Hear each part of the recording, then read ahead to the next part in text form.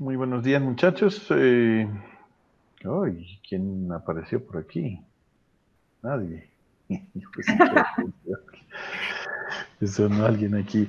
No, es que empezó la grabación. Listo. Muy buenos días, muchachos. Habíamos quedado desde la semana pasada con la venia y la autorización de su representante, Adriana de la Cruz, que esta semana íbamos a hacer una clasecita, 2 horitas, para terminar la parte de la temática, específicamente teórica, de lo que son los transistores. Estamos hablando en la parte teórica porque estamos deduciendo específicamente lo que tiene que ver con lo relacionado a la forma general y de pronto deduciendo unas ecuaciones generales. No estamos haciendo más de eso, ¿no? No estamos haciendo todavía los cálculos matemáticos como de verdad deberían serlo, ¿no? Entonces, para esto hemos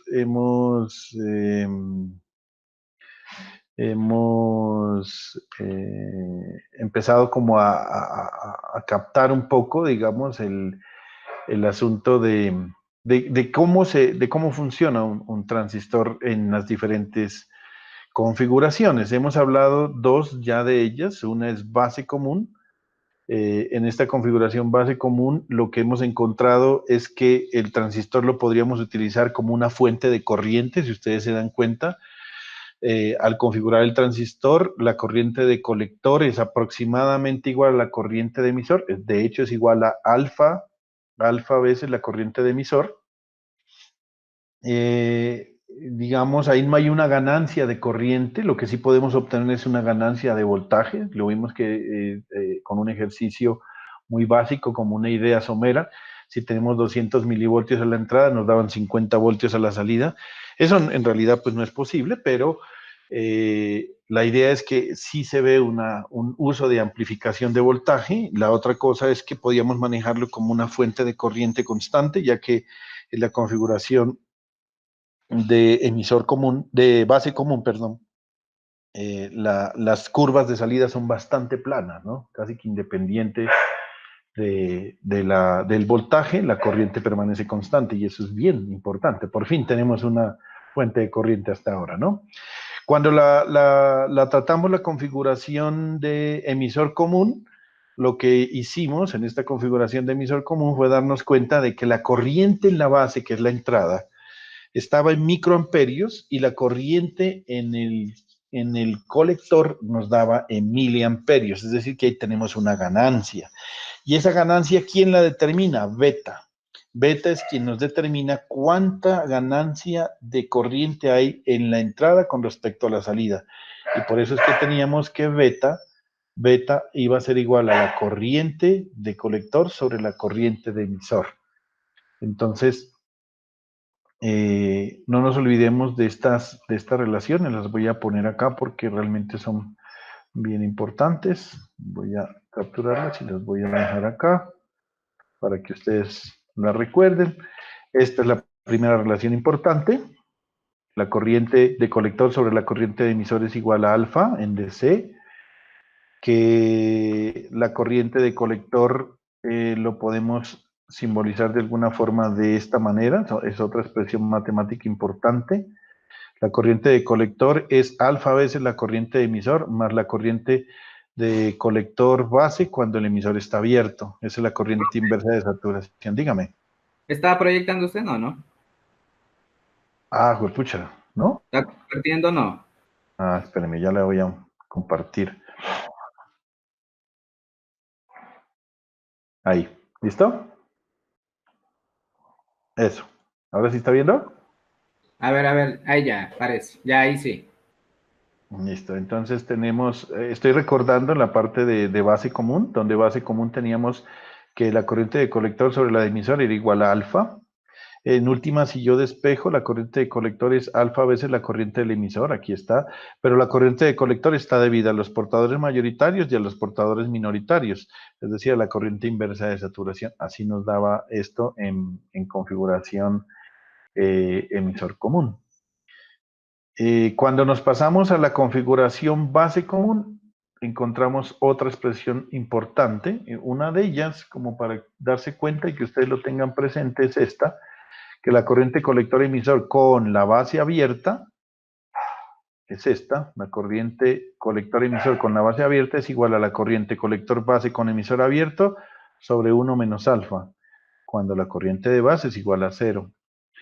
Esa es la primera. Y la siguiente expresión, que es demasiado importante para nosotros, es el beta, que es el factor de ganancia de corriente en este caso.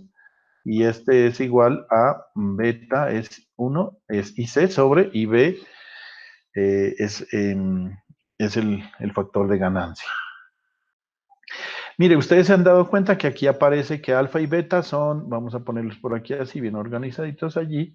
Alfa y beta son las dos relaciones que se tienen entre la corriente de entrada y de salida, o sea, de salida y entrada, eso siempre se va a tratar de analizar así. Y aquí hemos hablado en DC, porque no hemos tratado en AC. En AC lo que se hace es hacer unas pequeñas diferencias, un delta de C y un delta de B, que a veces eso también pues, lo vamos a tener cuando usted tiene un valor de voltaje constante. Esto no es que sea muy útil, no es mucho la variación, pero sí hay que tenerlo en cuenta. Y aquí está, por ejemplo, el beta. El beta en corriente alterna es una diferencia de corrientes de colector sobre la diferencia de corrientes de base cuando la corriente de colector emisor es constante. Así se calcula más o menos. No es una cosa rara, pero es un parámetro que normalmente suele estar constante. ¿Cómo calcularlo? Pues, digamos, es muy común que nosotros, para poder calcular esto, lo que usted hace es tomar de alguna forma las curvas del transistor y las tiene presente y de esta manera, veamos esto. Esto es una forma de hacerlo.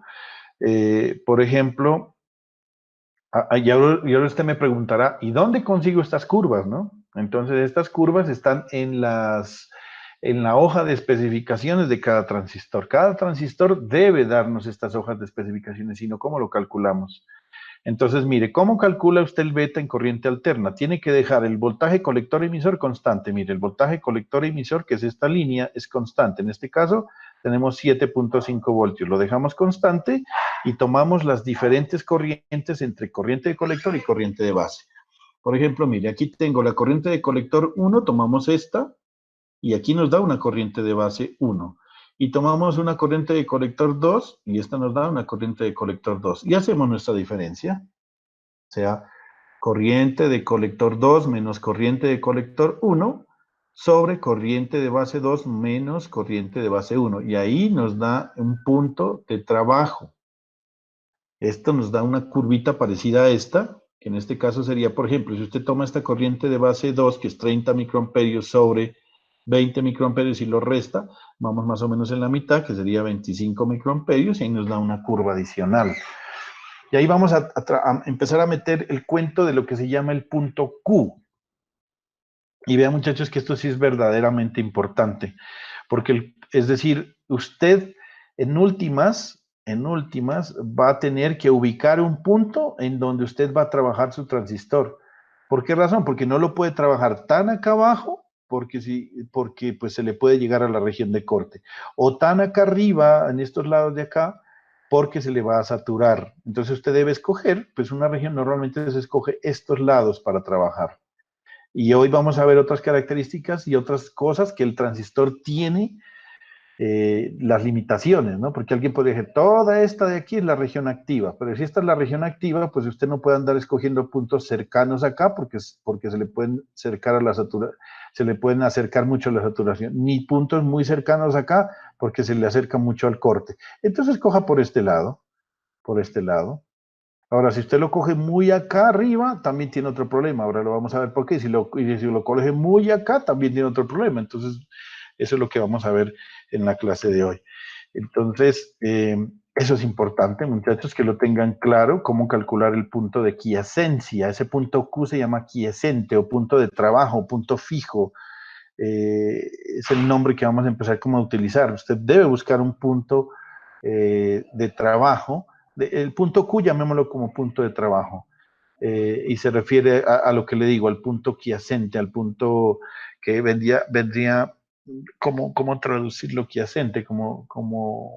Sí, como un punto, no sé cómo decirlo, como un sinónimo de quiescente, busquemos en internet un quiescente. Eso vendría a traducir algo no sé, como fijo.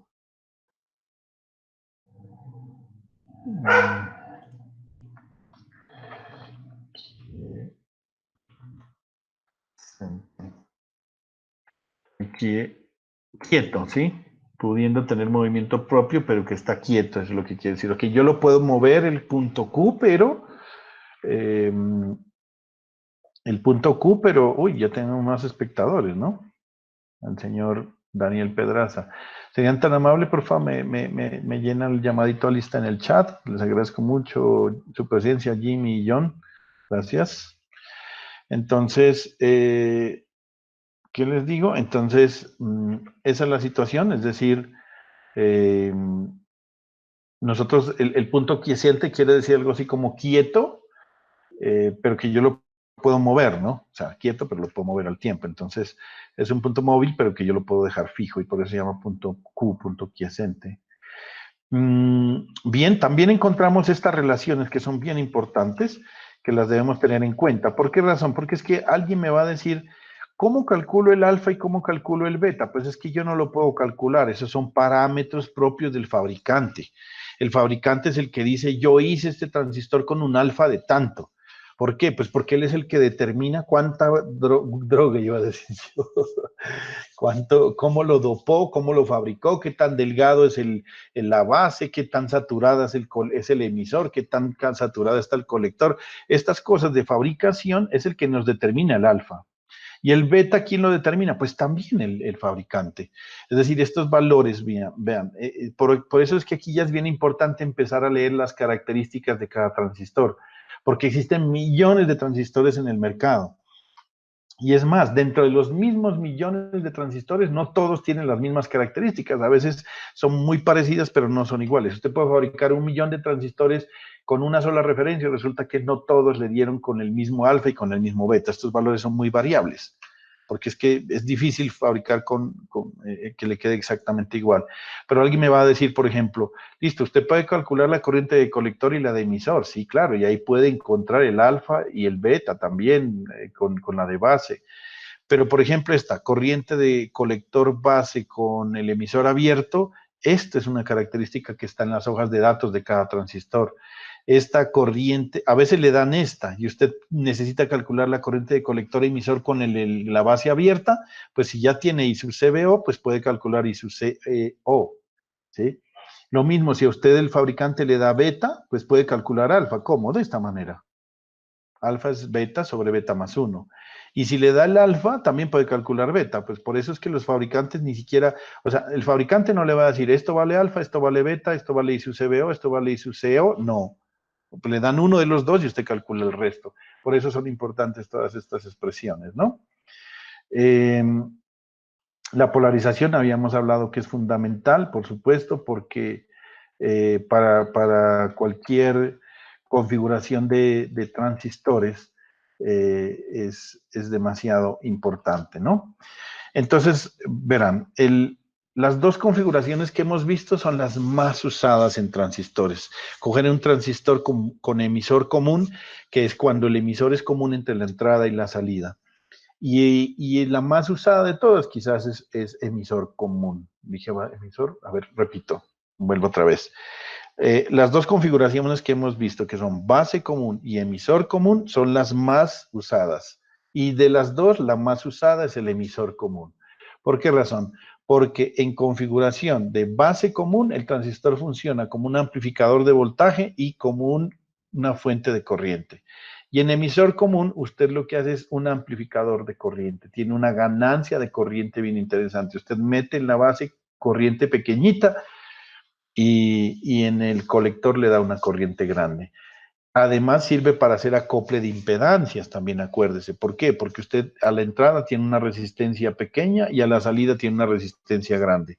Para eso sirve. Y esta configuración que la vamos a ver, que es la configuración de cátodo común, es esta configuración de acá, pero no es tan usada, ¿no? No es tan usada.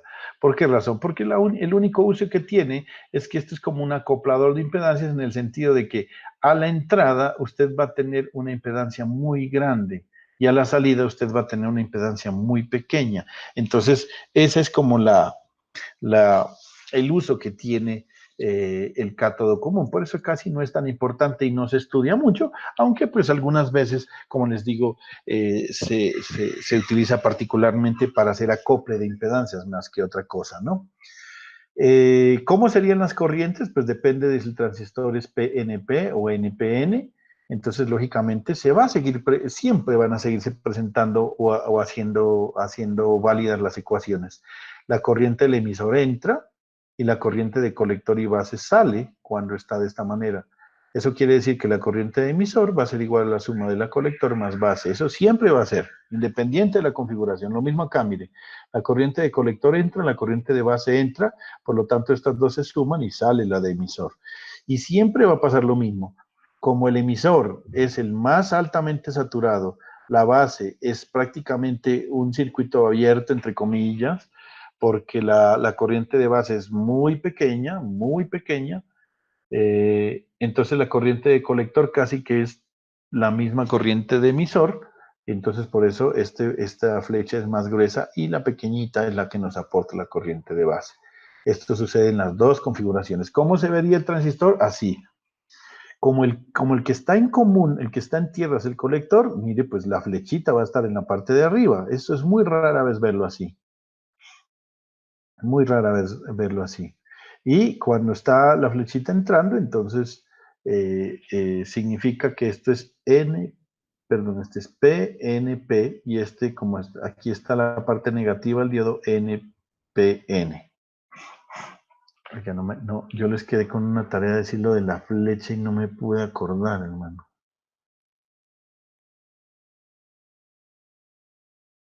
Como que es así, ¿verdad? ¿No? A ver si me acuerdo aquí del cuento de apunta hacia adentro. A ver si es así. N, P, N,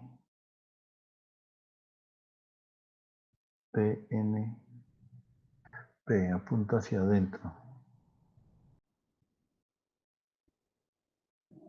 Sí, así algo así es. Pues que no es hacia adentro.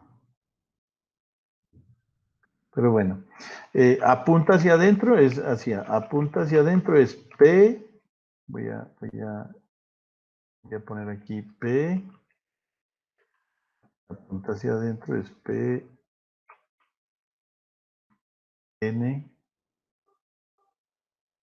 ponerlo aquí con rojo, P, N, y no hay más P, ¿no? NP, apunta, no, ¿dónde estará? En serio, esa es una forma de acordarse si es NPN o PNP, pero no encuentro la...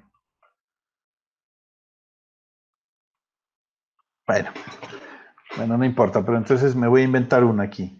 Es así, apunta hacia adentro, sí está apuntando hacia adentro, si no es PN. Entonces, si apunta hacia adentro es PNP.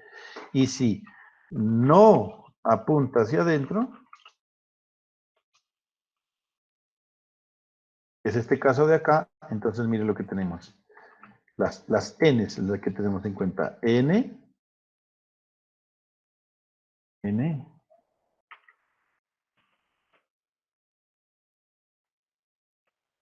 P, y si queda bien bonito, NP, NP, N. Porque es que no me deja. NPN. Eso. Así como que la vaca va tomando leche, yo no sé qué cosa, acá también es lo mismo. Hay gente que utiliza esto. Entonces dice, ¿apunta hacia adentro o no apunta hacia adentro? Entonces, por ejemplo, ¿apunta hacia adentro? Sí. ¿Apunta hacia adentro? No. Entonces, no apunta hacia adentro. Entonces, no apunta hacia adentro. NPN, mire, NPN.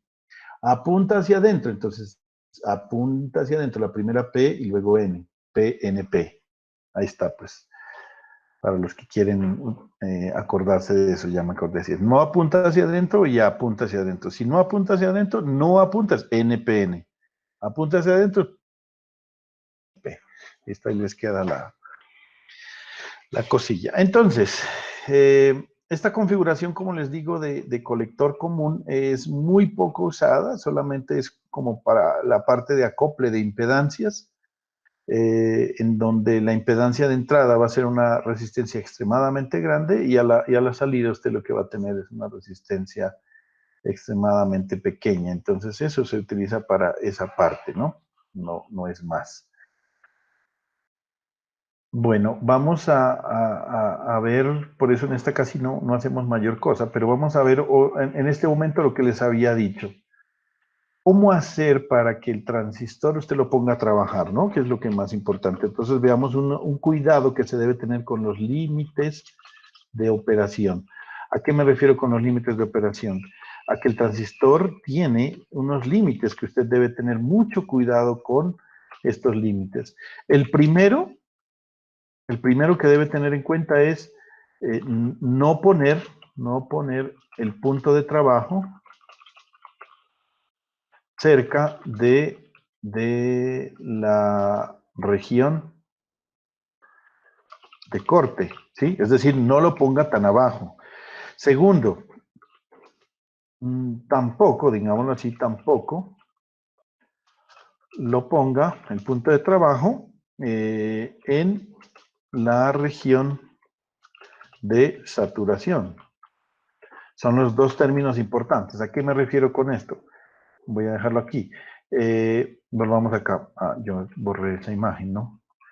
Pero la región que yo le decía, volvamos a capturar esta pantalla acá. Esta región de acá, mire, no ponga el punto Q tan cerca de acá abajo porque pues se le puede cortar. Y no ponga el punto Q tan cerca de esta línea de acá porque se le puede saturar.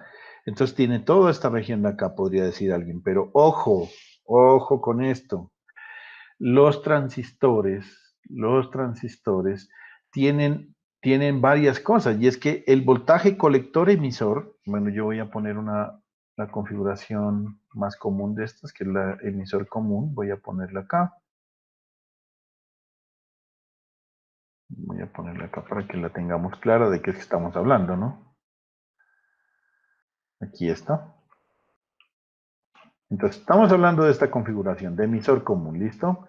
Y yo quiero poner este transistor a trabajar como amplificador de corriente. O sea, yo tengo una corriente en la base muy pequeña y la corriente en el colector es grande, entonces yo quiero trabajar así. ¿Listo?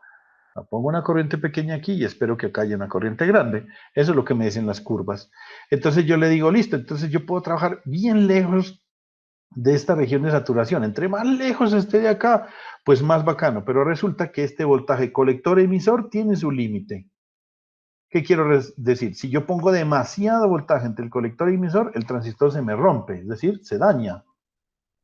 ¿Quién llegó? ¿Quién llegó? El señor Hugo. Bienvenido. Bueno, entonces, ¿qué sucede? Cuando yo tengo el transistor, yo puedo ponerlo bien lejos. Acá podría decirme, trabajemos por acá en 20, en 25, en 30 voltios colector emisor. No, señor, usted no puede poner a trabajar el transistor a esa región tan alejada, porque resulta que si usted le mete demasiado voltaje al transistor entre colector y emisor, lo rompe. Entonces, aquí debe haber otro límite. Aquí debe haber otro límite. Entonces debe haber un límite ahí que me diga, no señor, si usted le mete demasiado voltaje a esto, no sé cuánto sea, yo le voy a poner que sea por ahí unos 20 voltios. Le mete demasiado voltaje, pues el transistor se rompe. ¿Qué quiere decir? No puede trabajar más allá porque el transistor se revienta, se daña. ¿Ya? Y otra de las situaciones, entonces alguien decía, bueno, entonces no nos alejemos tanto, pongamos el punto como por aquí, pero pues yo lo pongo bien arriba para que no se me vaya a cortar. O sea, esta línea es el límite que yo no puedo poner porque se rompe el transistor, acá tampoco porque se satura. Pero ahora veamos a nivel horizontal, pues si yo estoy muy cerca del punto de acá, puede que se me corte, entonces pongámosle bien alejado acá, pero entonces resulta que acá también hay otro límite, y es que yo Los transistores tienen una corriente máxima de colector. No puede tener una corriente infinita. Entonces tiene otro límite por ahí, que es la corriente de colector, que también tiene su límite y también debe tener un límite por acá. Entonces tiene otro límite por acá, mire. Entonces yo no puedo meterle la cantidad de corriente que se me ocurra al transistor, porque él también le pone mucha corriente, se rompe, se daña.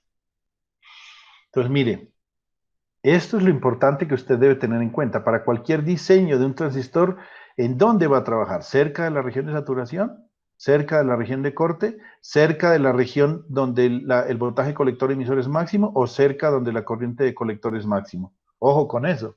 Y hay un tercer punto, muchachos, que es lo más digamos, complicado de los transistores, y es que ellos manejan una potencia.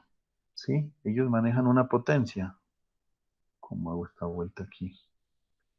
Bueno, así. Ellos manejan una potencia, por lo tanto, ¿cómo volteo esto? Ellos manejan una potencia. ¿Cómo reflejo esto? Un segundo, a ver. Arriba, profe, con la curvita que tiene. ¿Cuál curvita? ¿Dónde? Ah, claro. Sí. Esto. Eso. Muy bien, señor Calcimance. Muchas gracias. Entonces, listo. Ellos también tienen una situación, y es que los transistores tienen una potencia de trabajo, ¿sí? Y esta potencia de trabajo también influye, por lo tanto, esta también tenemos que tenerla en cuenta. También tenemos que tenerla en cuenta. Y eso nos produce, el fabricante va a decirnos a nosotros: vea, señores, qué pena con ustedes, pero este transistor maneja una potencia de tal.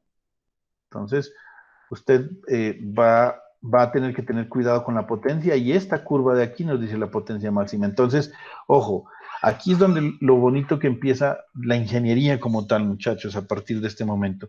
Usted tiene que tener la suficiente capacidad para poder ubicar su punto aquiescente, su punto de trabajo, su punto Q, lo debe saber ubicar dependiendo de ¿qué? De la potencia máxima que disipa el transistor, la corriente de colector máxima, la corriente de voltaje colector emisor máximo, y que no esté tan cerca a los puntos de saturación y corte. Entonces ya más o menos ubica.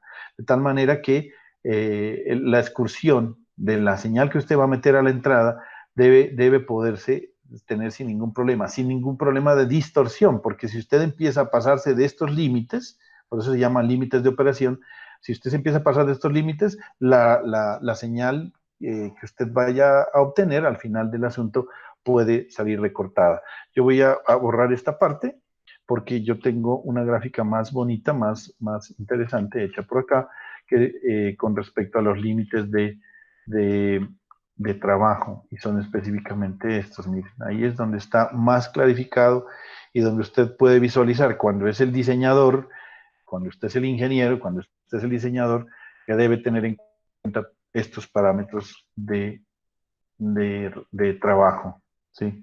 Y es esta curvita, que esta es nuestra referencia para poder hacer nuestros diseños en circuitos, y es esta, mire. Aquí se ve específicamente ya lo que les estaba comentando a ustedes, lo que yo les hice de borrador. Aquí, mire, existe un voltaje colector emisor de saturación. Usted lo debe conocer. Usted lo debe conocer. ¿Quién se lo da? ¿Quién me está escribiendo por acá? ¿Quién se lo da ¿quién se lo da esta parte se lo da el fabricante. El fabricante le dice voltaje de colector emisor de saturación. Él es el que le dice cuál es el voltaje colector emisor de saturación. Él también le dice cuál es el voltaje colector emisor máximo, mire. En este caso, este transistor no soporta más de 20 voltios. Si usted le mete más de 20 voltios, el transistor se revienta, diría mi amigo, un amigo por ahí que tengo.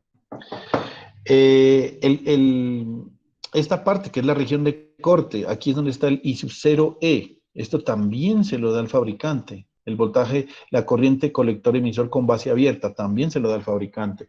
Y la parte de acá donde está la corriente de colector máxima, también se lo da el fabricante.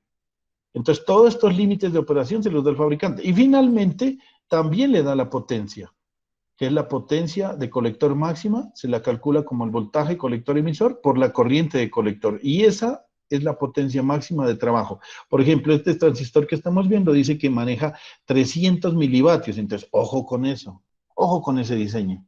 Que usted aquí debe tener mucho cuidado con la parte de la potencia del transistor, que no se le vaya a pasar de 300 milivatios porque el transistor se le daña.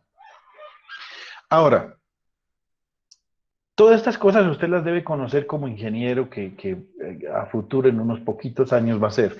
Y es eso. Si usted pone un transistor a trabajar, es de 300 vatios y lo pone a trabajar a 280, puede hacerlo. Puede hacerlo, pero tenga mucho cuidado con el tiempo de duración. Cuando usted empieza a trabajar muy cerca de las regiones de potencia máxima de trabajo, cuando usted trabaja en estos puntos, los transistores se desgastan más rápido. Las piezas electrónicas se sufren mucho.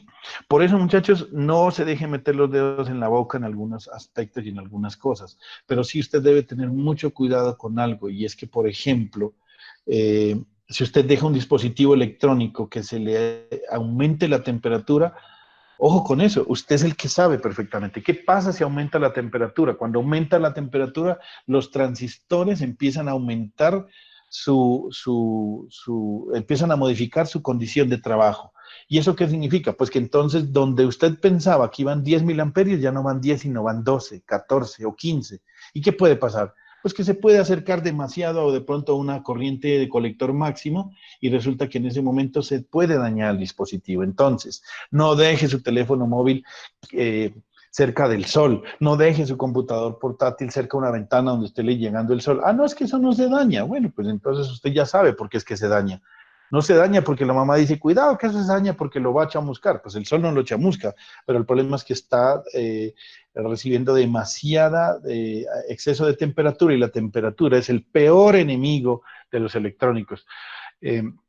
De los dispositivos electrónicos, porque ellos hacen que sus condiciones de trabajo empiecen a modificarse. Por ejemplo, usted pone una región de un punto Q en esta parte y empieza a subir la temperatura y le va llegando por acá, por acá, por acá, y de pronto puede que se le pase de esta línea y a Shaolin, se le daña un solo elemento interno a cualquier dispositivo, se dañó todo, porque es que no se puede reparar ese tipo de cosas.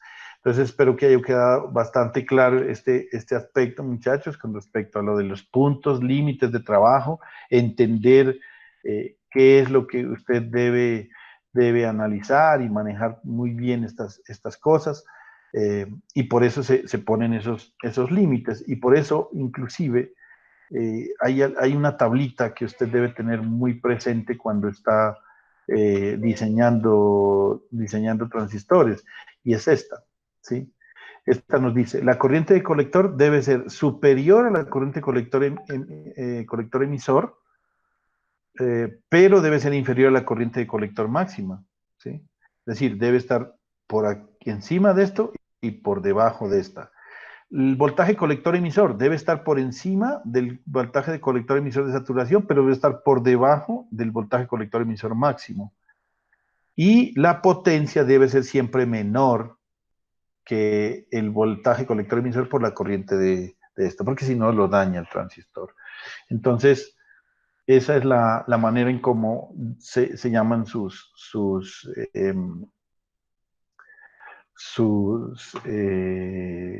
límites de operación. Aquí debemos empezar a analizar una cosa que son las hojas de datos. Las hojas de datos de los transistores sí que empiezan a ser importantes para ese diseño. ¿Sí? A veces las omitimos. ¿Por qué razón? Porque usted se supone que el transistor no es de un costo muy elevado, ¿no? Pero, por ejemplo, yo les voy a mostrar acá,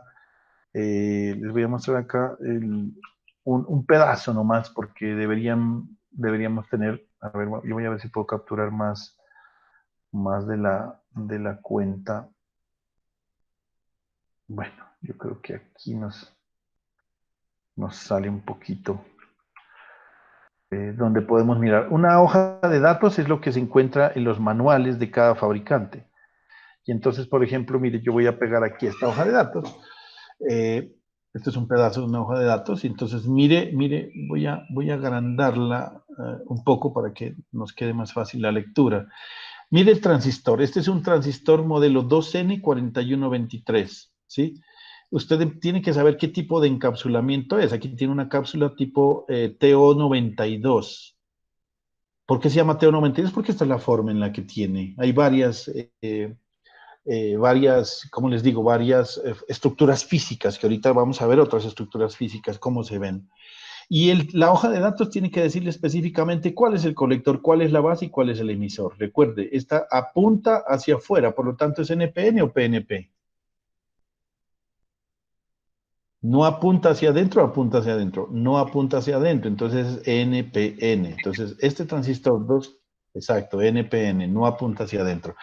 2N4123 es un transistor NPN y no sabemos cuál es el emisor y cuál es el colector. Entonces el fabricante le dice, usted va a la hoja de datos, coja esta partecita plana hacia el frente, la pata 1, 2 y 3, y la pata 1 es el emisor, la 2 es la base y la 3 es el colector.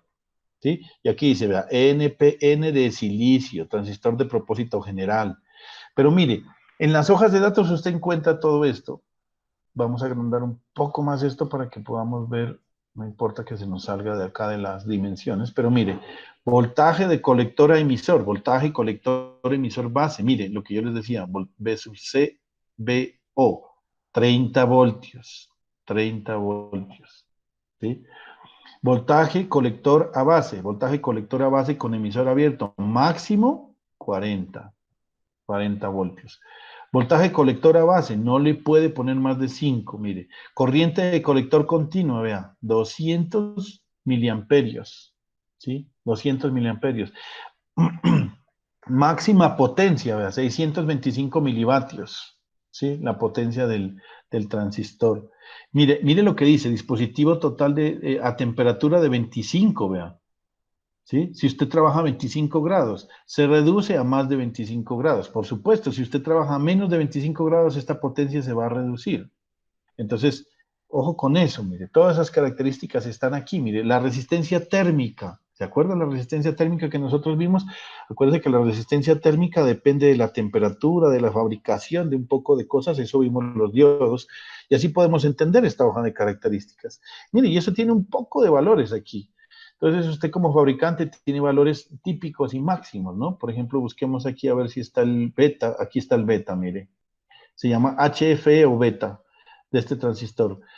El mínimo está entre 50 y 25 y el máximo 150. ¿No? Es un rango bastante amplio de variación, ¿no? Del beta. El beta también se llama HFE. Después miraremos por qué se llama HFE. Son los parámetros híbridos de un transistor. Como ya tiene el beta, usted puede calcular el alfa, ¿listo? Mire, este beta está calculado con una corriente de colector de 2 miliamperios y con un voltaje colector emisor de 1 voltio, ¿sí?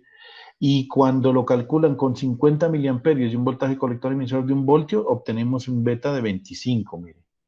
Todos estos parámetros nos da el fabricante, eso no hay nada que hacer. El fabricante es el que le dice, vea, características de pequeña señal. Él no puede trabajar, mire, la frecuencia que trabaja, 250 MHz máximo. La ganancia de corriente, vea, se produce máximo a 250 MHz. Si usted se pasa de 250 MHz, el transistor no le sirve. Entonces, mire, si va a trabajar altas frecuencias, pues no puede. ¿Qué más parámetros podemos mirar aquí? Mire, la corriente de emisor base con colector abierto, vea, 50 nanoamperios, mire, son pequeñitas, mire.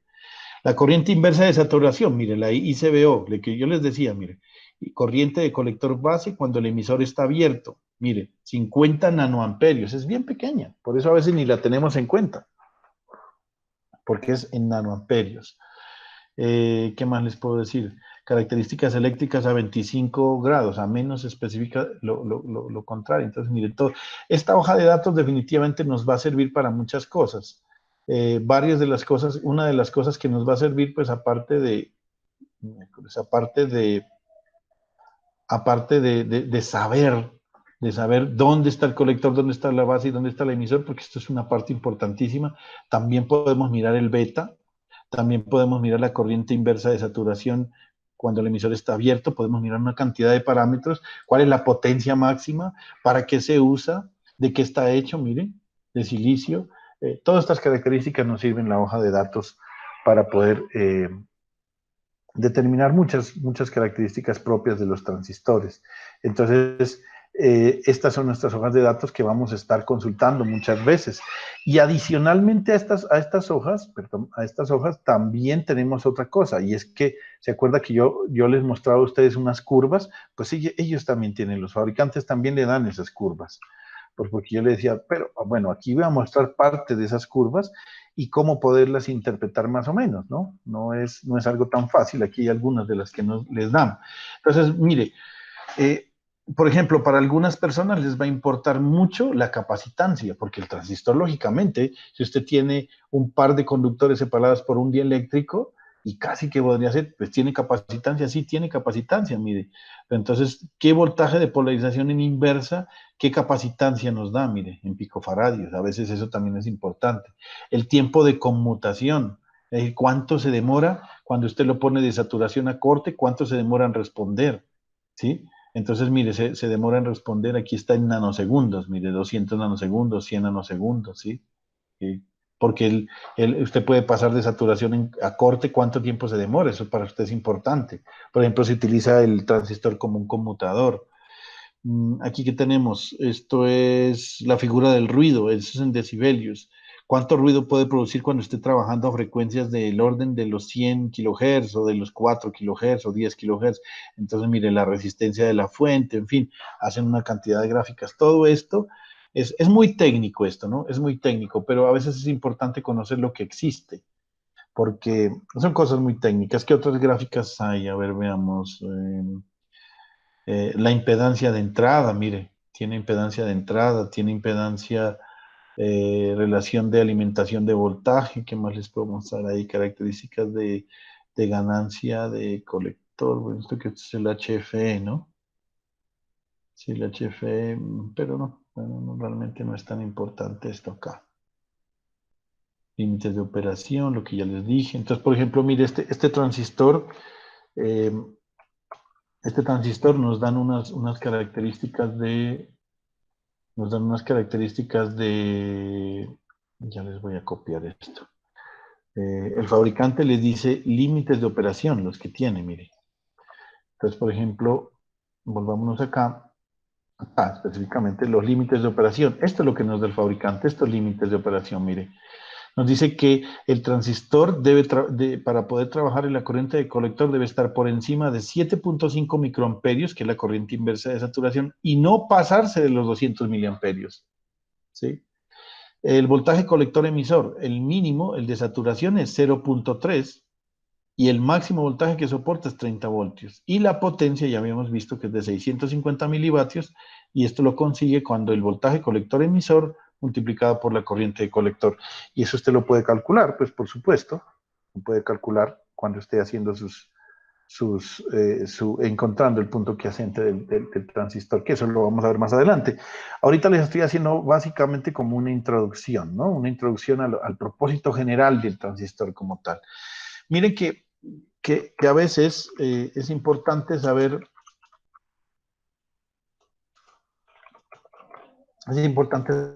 esto, y es que yo cómo puedo saber si un transistor está bien o está mal, está bueno o está malo, y eso a veces ocurre porque el transistor cuando se daña no necesariamente significa que se parte y se dañe y se ponga negro, que resulta que la mayoría de veces los transistores tienen su constitución o la forma como está hecho, es un material de tipo plástico, digamos un polímero por fuera, termoestable, que no se derrite, no fluye, pero que es de color negro. Entonces uno no sabe si se quemó o no se quemó, digámoslo así, o sea, si se pasó de temperatura.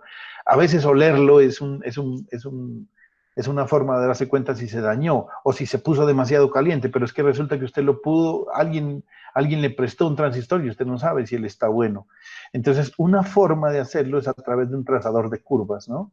Hay un elemento, hay un, eh, Así como hay un osciloscopio, hay un trazador de curvas, que es cuando usted alimenta o pone un elemento allí y él le saca las curvas de entrada y de salida y le dice cuál es la división, en fin. Ese trazador de curvas nos muestra las curvas que nosotros vimos en nuestro transistor. Entonces, por ejemplo, él nos va a mostrar algo así, el trazador de curvas. Así, esto es como un osciloscopio. Usted conecta el transistor y él empieza a dar estas curvas. Eso sería lo ideal. Lastimosamente este dispositivo es extremadamente costoso, difícil de conseguir y poco útil, ¿no? Poco útil. Porque chévere ver las curvas, ¿no? Pero solo para ver esas curvas no tiene sentido gastarse más de 50 millones de pesos en un trazador de curvas. Pero pues, ahí está. Esa es una forma de verlo. Aquí diríamos el transistor está funcionando al full, al peluche, ¿vea? Y aquí estamos hablando, mire que estas curvas de 10 microamperios de entrada nos da 2 miliamperios de salida, más o menos, y usted ya puede calcularlo inclusive hasta el beta, que es la ganancia. Pero como eso no lo tenemos, entonces lo que nosotros tenemos es básicamente es un multímetro, si lo tenemos a la mano, entonces nosotros podemos hacer dos pruebas en el transistor para poder mirar si un transistor está, está está bueno. Y es hacer las siguientes pruebas. Es primero coger un multímetro, ¿sí? Coger un multímetro y ponerlo en esta configuración. O sea, usted coge el multímetro y lo pone, el positivo, digámoslo así, el rojo lo pone en la base y el negro lo pone en el emisor. Como esto es un diodo, en últimas, cuando esto está abierto, esto es un diodo, entonces aquí le debe mostrar, si está en ohmios, una resistencia baja, casi cero, 10, 15, 20, 30 ohmios así. Entonces dice, mire, la juntura base emisor está bien. Y si invierte la polaridad de esto, debe prácticamente decirle un circuito abierto, una resistencia muy alta, que normalmente aquí se pone como infinito. Y entonces dice, ahí está bien. Pero la otra prueba que debe hacer es si la otra juntura también está funcionando bien. Entonces, usted la prueba que hace es esta, que es poner el positivo en el colector y el negativo o el negro en la base. Si usted lo pone así, le está diciendo que el diodo está polarizado inversamente y por lo tanto la resistencia aquí debe ser muy alta. Entonces, esa es una forma de probar si el transistor está funcionando bien o mal. ¿Sí? Esa es la manera, digamos, de probar un transistor en el laboratorio, pues de saber si su compañero lo dañó o no lo dañó. Vamos a ver el encapsulamiento. El encapsulamiento nos referimos a cómo se ve un transistor en la vida real, digámoslo así, en la realidad, ¿no? Esto es lo que llamamos, sí, encapsulado. Encapsulado. Encapsulado. Entonces, el encapsulamiento es cómo vemos nosotros los transistores, y pues los transistores hay varias formas de verlo, ¿no? Vamos a ver típicos encapsulamientos y de eso depende varias cosas. Estos son, por ejemplo, miren cómo se ve un transistor. Es muy común ver este transistor. Este es, digamos, el más común, pero es el de más baja potencia, ¿sí? Normalmente estos transistores es un encapsulamiento TO92, este es el TO3, este creo que es a ver cómo es que es la cosa, no me acuerdo el nombre de esta configuración.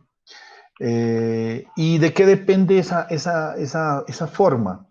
Esa forma depende de qué tanta potencia maneje. Este es un transistor de baja potencia, este es un transistor de media potencia y este es un transistor de alta potencia. Y les voy a decir por qué. Aquí no hay forma de disipar el calor. Simplemente tiene su estructura física y él se va a calentar su estructura física sin ningún problema. Aquí sí, mire, no sé si ustedes se han dado cuenta, de pronto alguien ha sido curioso y ha abierto algún dispositivo electrónico, normalmente ve que estos transistores, este es un huequito donde tiene un tornillo y acá le ponen un disipador grandote para que se enfríe. Y algunos tienen, no solamente le ponen el disipador, como su nombre lo indica, lo que hace es tratar de,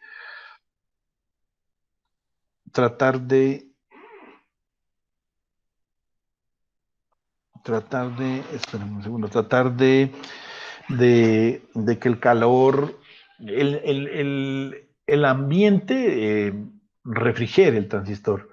Este caso de este transistor, él maneja una potencia más elevada. Al manejar una potencia más elevada, él se va a calentar. Esta placa es metálica y está en la parte de atrás del transistor.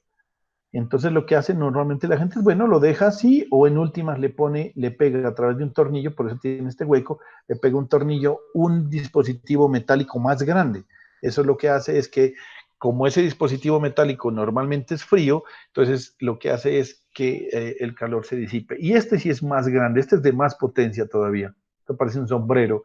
Físicamente, casi que todos son así, ¿no? O sea, estamos hablando de un tamaño comparativo proporcional, como les digo yo, sí, este es tamaño proporcional, ¿sí? No real, pues porque pues aquí no estamos siendo reales. Si usted está viendo esto en un teléfono móvil, este video, pues le va a salir esto minúsculo.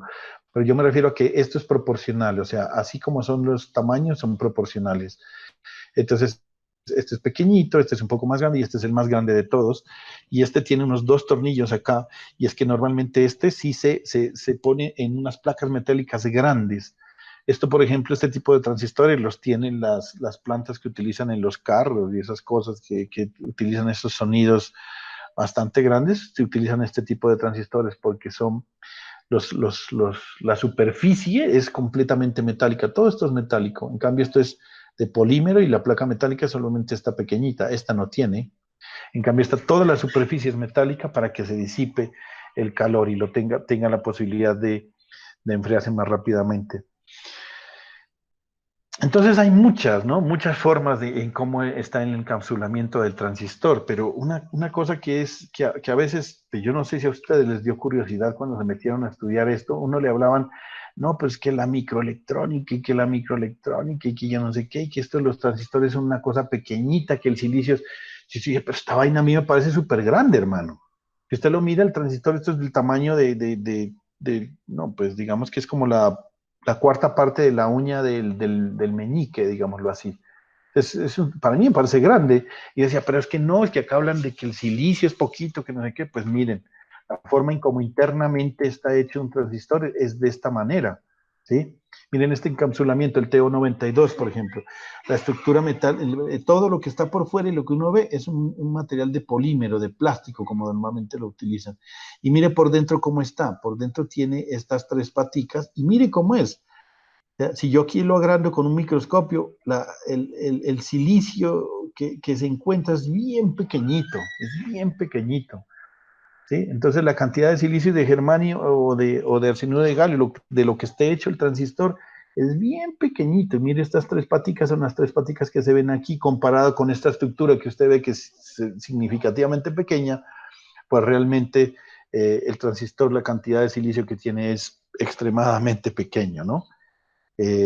Y por eso es que usted puede meter varios transistores o millones de transistores dentro de un microprocesador, de un microcontrolador, porque lo que realmente, pues esto, la estructura física externa más es como el objetivo de ser manejable, ¿no? ¿Qué tal que yo le pasara un transistor de este tamaño? Pues ni lo veríamos, tocaría utilizar una lupa para poder manejarlo, ¿no? Está ampliado. Entonces, esa es la forma en cómo son los transistores físicamente. Pero también hay otros transistores, por ejemplo, que tienen inclusive, están integrados, ¿sí? Y algunos de ellos los venden pues también como un integrado. Entonces, también conocerlo, ¿no? Existe esta posibilidad, mire, donde este integradito, lo conocen, este circuito integrado tiene 4 transistores metidos allá adentro, mire. Entonces la pata 1 es el colector del transistor 1, la pata 2 es la base del transistor 1 y la pata 3 es el emisor del transistor 1. Este es el emisor del transistor 2, esta es la base del transistor 2, este es el colector del transistor 3 y así sucesivamente. Estas patas no tienen conexión. Entonces, mire, en este integradito usted tiene 4 transistores. ¿Para qué los puede utilizar? Bueno, hacer una configuración en Darlington, hacer una configuración en cascada, bueno, no sé, hacer una configuración de transistores en push-pull, bueno, en fin, hay tanta forma de hacer que usted a veces necesita ocupar poco espacio y que aquí haya 4 transistores en una sola y además está integrado. Pues todo ese tipo de cosas son lo que quería como mostrarles ya antes de empezar ya físicamente a hacer nuestros cálculos matemáticos. Queríamos hoy, en esta clase que ha sido la menos asistida, voy a mirar quiénes son los que todavía están asistiendo por acá, que son el infaltable señor Cansimansi. Ah, llegó el señor, no, hay varios. Ya, yo me había dado cuenta, aquí llegó el señor David, el señor Loebel, vea qué bien. Gracias por asistir, señor David Loebel. Y el señor Juan David Mora, que llegó a última hora. Ha sido, muchas gracias por su asistencia. Esta clase más ha sido como una clase informativa, ¿no? Por eso cualquier momento no he hecho ningún cálculo ni nada. Pero lo importante es que usted sepa que esto se puede manejar. ¿Qué es lo más importante de la clase de hoy? Primero, estas expresiones matemáticas que sí no se van a olvidar, que la configuración en cátodo común es muy pocamente usada. ¿Por qué razón? Porque lo único que sirve esta configuración es para poner una impedancia de entrada muy grande y una impedancia de salida muy pequeña, sirve para acoplar impedancias. Que nuestros límites de operación son fundamentales, que usted debe tener, debe escoger un punto quiescente, un punto de trabajo, un punto Q, de trabajo del transistor por encima de la región de corte, al lado derecho de la región de saturación, pero no se puede pasar mucho por la potencia, ni tampoco se puede pasar mucho por la corriente de colector, ni mucho menos por el voltaje colector-emisor. Estos son los límites que debemos tener en cuenta. ¿Y quién nos da eso? El fabricante. ¿En dónde? En sus hojas de datos. Aquí están. Este es un ejemplo, el 2N4123, un transistor de propósito general hecho de silicio tipo NPN, tiene estos límites de operación por encima de los 7.5 microamperios, 200 y así, lo que vimos en esta parte. Importante tenerlo en cuenta. Las hojas de datos, además de traer las especificaciones de todos estos límites, y aquí está toda esta choricera que tienen que aprender a leerlo, también tienen las curvas que a veces nos sirven para saber la capacitancia, el tiempo de conmutación, la resistencia de la fuente que debe ponerse, cómo varía con respecto a la frecuencia. Todos esos datos deben ser importantes. También vimos rápidamente qué era y cómo se podían hacer pruebas en un transistor. Las pruebas en un transistor, pues en el laboratorio lo que se hace es o utilizar un trazador de curvas para mirar que estén funcionando adecuadamente, que esto pues no lo vamos a ver fácilmente, pero sí lo podemos hacer con un multímetro en ohmios, o con un multímetro puesto en la configuración de diodo. Entonces, si usted lo pone en diodo, aquí le va a aparecer 0,7 voltios y aquí le va a aparecer que está abierto. Entonces, usted lo prueba sencillamente, pone el rojo aquí. Verán, esta es una prueba, ¿no? Pone el rojo en la base y si el transistor es NPN, ¿no? Es decir, no apunta hacia adentro, que es NPN. Entonces, mire, si usted pone el rojo en la base, es importante esto, y si está ya sea en resistencia o ya sea en diodo, usted pone el rojo en la base y el negro en el emisor. Aquí le debe dar resistencia baja o 0,6 o 0,6 o 0,7 voltios. Luego pase esta punta, la pasa al colector y le debe dar exactamente lo mismo. Ahí es cuando se da cuenta que el transistor está funcionando adecuadamente. Deje la base, en la base roja en la base y la punta negra en el emisor y luego la pasa al colector. Si le da lo mismo en ese lado, está bien. Cuando invierte las puntas, es decir, cuando deja el negro en la base y la punta roja la pone en el emisor, debe darle resistencia extremadamente grande o circuito abierto, y cuando la pasa al colector debe darle resistencia grande o circuito abierto. Ahí se sabe que un transistor está en buen estado y es muy fácil hacer esas pruebas con un ómetro, o es decir, con un multímetro que nosotros tenemos en cualquier parte. Ahí se sabe que el transistor está bien. Si usted cuando pone en todos lados le da resistencia baja, el transistor se dañó y está en corto. Y si usted pone las puntas en todos lados y en ninguna le da resistencia baja, es porque el transistor se abrió y no hay ninguna forma de hacerlo. ¿Dónde se abre? Aquí adentro. Esta parte se daña en esos pequeños hilitos que tiene acá, se rompen y no hay nada que hacer. Entonces, mire, también vimos los encapsulamientos, el TO90, el TO3 y no me acuerdo qué modelo es que es, que son diferentes formas en cómo se muestran los transistores. Estos son de baja potencia, de media potencia, de alta potencia, e internamente se ve de esta manera el transistor. También se ve en encapsulamiento DIP, que se llama circuito integrado de doble contacto, donde tiene paticas por un lado y por el otro. Internamente, en este caso, hay 4 transistores. de conexión. Aprovecho en este momento pues, para preguntarles a ustedes si tienen alguna duda sobre lo que hemos visto o alguna inquietud relacionada con transistores o con este tipo de cosas que hemos visto. Por favor, ya hagan su llamado a lista. Solamente tengo a John Cancimansi y a Jimmy Pedraza. Por favor, los demás señores, el señor David Lobebel, Hugo, ya firmó Hugo, y el señor Juan David, señor Juan David Mora también, por favor, haga su escritura en el chat, que es el único que me falta. De resto es eso. Entonces creo que si no hay más preguntas o qué.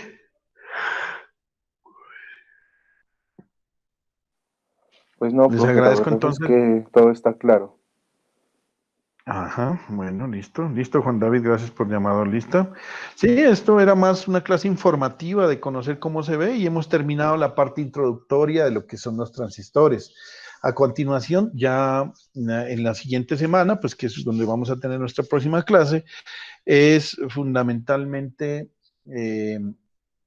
lo que ya vamos a empezar es hacer ya nuestros cálculos matemáticos, empezar a hacer, a encontrarle el punto adecuado de trabajo de un transistor, saber si el transistor está trabajando en región de corte, de saturación, o si está trabajando en la región activa, cómo encontrar las corrientes de base, cómo encontrar la corriente de colector, bueno, en fin, toda una cantidad de cosas, cómo hacer el modelamiento matemático de un transistor, utilizando el modelo R0 o el modelo HF, en fin.